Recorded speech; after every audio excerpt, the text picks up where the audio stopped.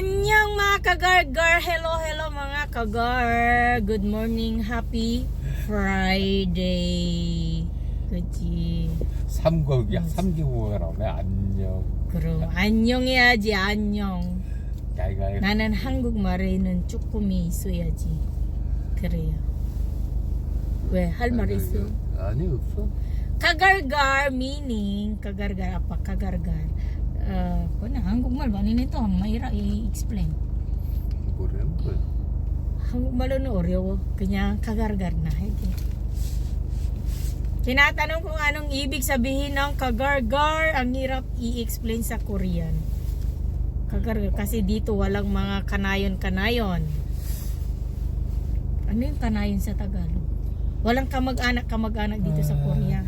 Kung hindi anak ng kapatid mo or hindi anak ng uncle mo, yun lang. Doon lang sila sumasakop. Hindi tulad sa atin na lolo ng lolo mo magkapatid, kanayon pa, ay magkamag-anak pa. Pero dito hindi na, malayo na daw yun. Kaya mahirap i-explain. So hindi ako marunong mag-Korean. Ang hirap talaga i-explain. Okay? Kagargar sa Tagalog i-explain ko. Kagargar maraming ibig sabihin yan. Kabarangay, katropa, ang dami mo, basta kakamo siya. Huwag mo lang siyang kakantutan. Dahil asawa lang yun.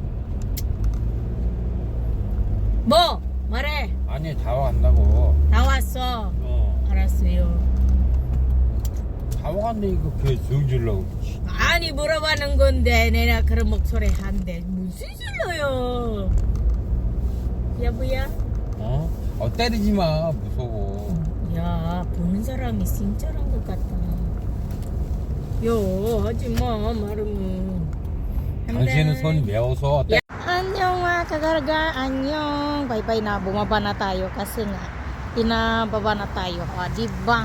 Malapit na kasi yung company natin. Kaya maglalakad ulit. Bye-bye!